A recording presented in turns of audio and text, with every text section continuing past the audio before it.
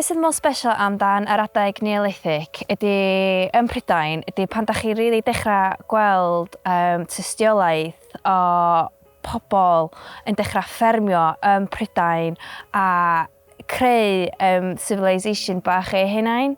Dim jyst hynny, does a dim llawer da ni'n gwybod amdan yr adeg Neolithic. Felly pan mae'n dod i archeoleg, mae tystiolaeth o antur gweithgareddau Neolithic yn anhygoel o diddorol, enwedig pan mae'n dod i llefydd fel hyn lle maen nhw'n naddu fwy elli allan o gerrig.